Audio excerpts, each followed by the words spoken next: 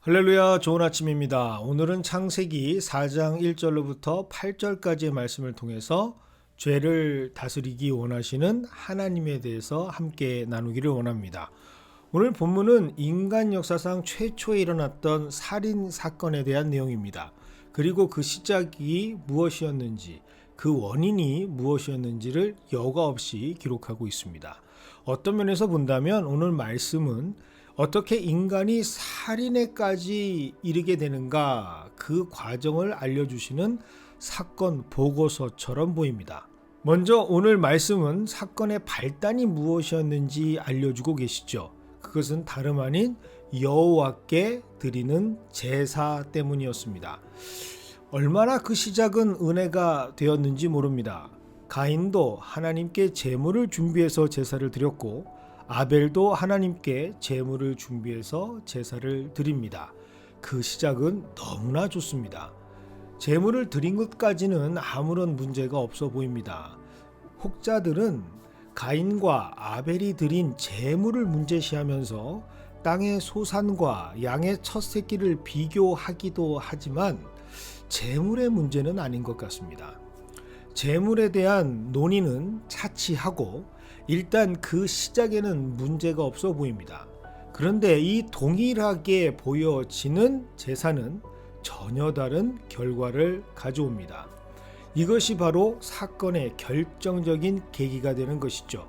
4절의 하반절과 5절의 상반절의 내용입니다. 여호와께서 아벨과 그의 제물은 받으셨으나 가인과 그의 제물은 받지 아니하신지라. 같은 제사를 드린 것 같이 보였는데 결과는 전혀 다르게 나옵니다. 이것을 어떻게 설명할 수 있을까? 우리가 일상에서 마주하는 실제적인 예를 들어서 한번 설명해 보겠습니다. 참 송구하지만 명확한 판단을 위해서 하나님을 자동 판매기에 비유해 보겠습니다. 그리고 가인과 아벨이 드린 제사를 그들이 자동 판매기에 넣었던 동전으로 비유해 보겠습니다. 자, 가인도 동전을 넣었고 아벨도 동전을 넣습니다. 아벨의 동전에는 아무런 이상이 없어 보입니다. 동전을 넣자마자 덜컹 하면서 원하는 상품이 나옵니다. 그런데 가인이 동전을 넣으니 제품이 아니라 바로 밑 반항구로 넣었던 동전이 다시 나옵니다. 자, 이러한 경우 무엇이 문제입니까? 일상에서는 자동 판매기가 문제가 있다고 볼 수 있습니다. 하지만 이러한 상황은 성경에서는 절대로 이루어질 수 없죠. 하나님이라는 자동 판매기는 절대로 잘못될 수 없는 무오, 말 그대로 오류가 없으신 분입니다. 그렇다면 문제는 명백하게 밝혀집니다. 바로 가인이 넣었던 동전이 문제였던 것이죠. 가인이 드린 제사는 하나님의 나라에서 발행한 정식 동전이 아닌 뭔가 문제가 있는 가품이라는 결과가 밝혀집니다. 이것을 증명하는 것이 바로 히브리서 11장 4절의 말씀입니다. 믿음으로 아벨은 가인보다 더 나은 제사를 하나님께 드림으로 의로운 자라 하시는 증거를 얻었으니 하나님이 그 예물에 대하여 증언하심이라. 하나님께서 받으셨던 제사는 믿음으로 드렸던 의로운 제사였습니다. 즉 제물만 드리는 종교적 행위로 하나님께 제사를 드린 것이 아니라 전인격적인 하나님을 향한 믿음의 제사로 드렸기에 아벨의 제사를 하나님께서는 받으셨던 것이죠. 그것은 반대로 가인은 아벨과 같은 제사를 드리지 못했다라고 하는 것을 반증합니다. 가인은 제물만 드렸던 것이죠. 그것이 바로 가인의 동전을 넣는 행위입니다. 하지만 그가 넣었던 동전은, 즉 그 자신은 거짓된 가품이었던 것이죠. 그는 아벨과 달리 하나님께서 원하시는 믿음의 사람이 아니었다라는 것이죠. 그러니 가인의 제사는 하나님께서 받으실 수 없었던 헛된 제사였습니다. 호세아서 6장 6절을 통해 하나님께서는 분명하게 말씀하십니다. 나는 인애를 원하고 제사를 원치 아니하며 번제보다 하나님을 아는 것을 원하노라. 예수님께서도 역시 마태복음 9장 13절에서 이렇게 말씀하십니다. 너희는 가서 내가 긍휼을 원하고 제사를 원하지 아니하노라 하신 뜻이 무엇인지 배우라.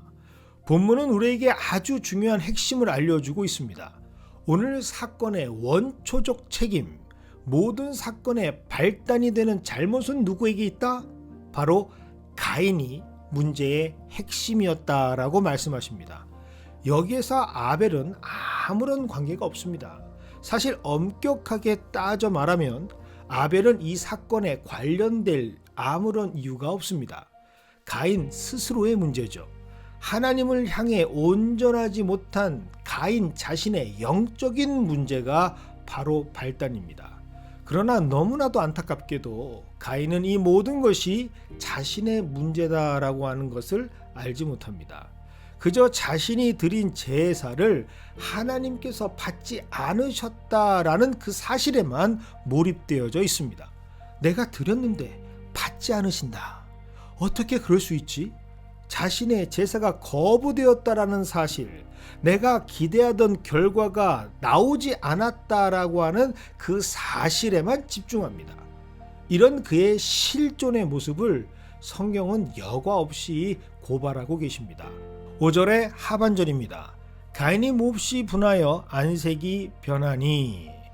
가인은 스스로가 자기 중심적이고 철저히 이기적인 자임을 숨기지 않습니다. 그가 분해하고 안색이 변했다라고 하는 5절의 말씀은 가인이 지금 무엇이 잘못인지도 깨닫지 못하고 있다라는 것을 역설적으로 의미하는 것이죠. 하나님은 이런 가인의 모습을 허용하실 수가 없습니다. 그래서 가인의 그런 모습 그 자체가 잘못이라는 사실을 알려주셔야만 했죠. 6절입니다. 여호와께서 가인에게 이르시되 내가 분하여 함은 어찌 됨이며 안색이 변함은 어찌 됨이냐. 하나님께서는 가인의 이러한 반응이 분명히 잘못된 것임을 알려주고 계십니다. 좋은 부모는 아이가 알고 하던 그렇지 않던 잘못을 저질렀을 때 그것이 잘못된 것임을 분명하게 알려주는 훈육을 게을리하지 않습니다.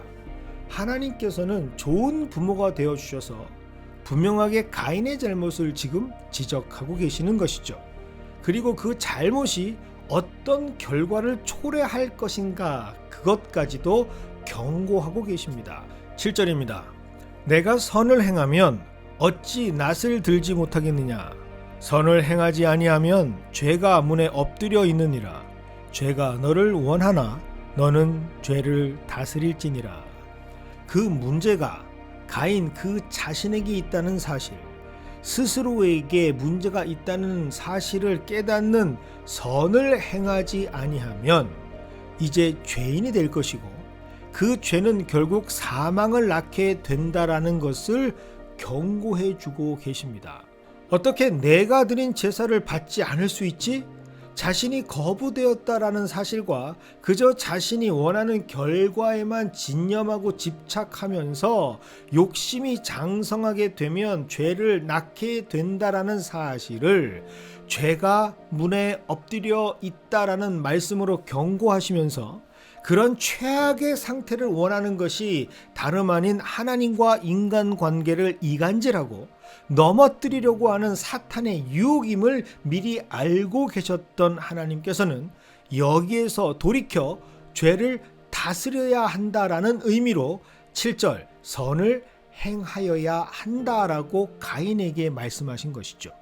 사탄이 원하는 죽음과 사망의 골짜기로 가는 그 길을 막기 위해서 두 팔을 들고 가로막으시면서 그 죄를 다스리라 라고 하나님께서는 말씀하고 계십니다.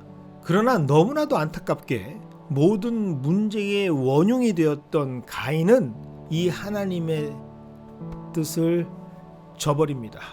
선을 행하지 않습니다.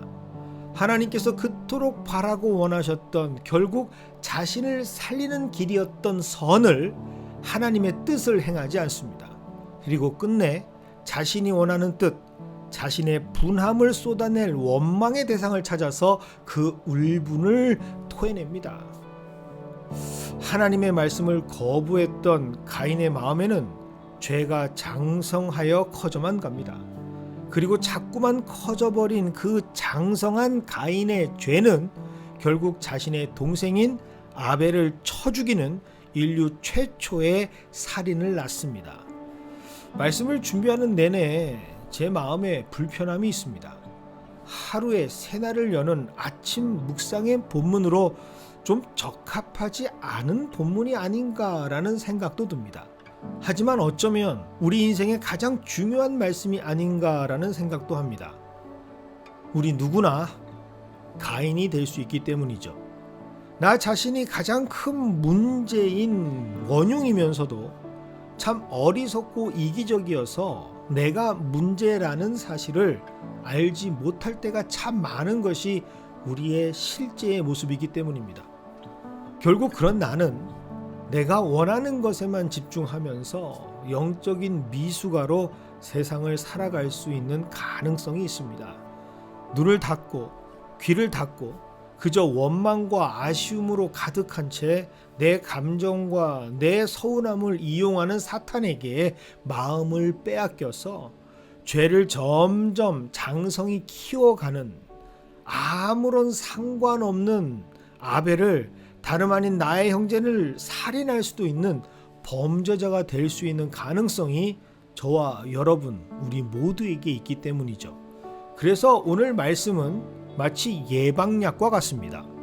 누구라도 경험할 수 있는 사탄의 공격에 노출된 성도들을 지키기 위한 하나님의 사랑의 말씀으로 우리에게 전해지고 있는 것이죠. 그래서 오늘 7절의 말씀은 너무나도 중요한 말씀으로 기억되기를 원합니다. 우리가 하나님께서 원하시는 하나님의 뜻인 선을 행하지 아니하면 죄가 문 앞에서 엎드려 기다립니다. 하지만 오늘 이 말씀이 우리에게 주어졌기에 하나님께서는 우리를 붙잡아 주실 줄 믿습니다. 그 죄를 다스릴 수 있도록 하나님의 마음이, 하나님의 말씀이 또 다른 가인이 아닌 예수의 사람으로 우리를 붙잡아 주시고 보호해 주시고 새롭게 하실 줄 믿습니다. 죄가 너를 원하나 너는 죄를 다스릴지니라. 오늘도 이 영적 전쟁에서 승리하시는 우리 모두가 되시길 주님의 이름으로 축원드립니다.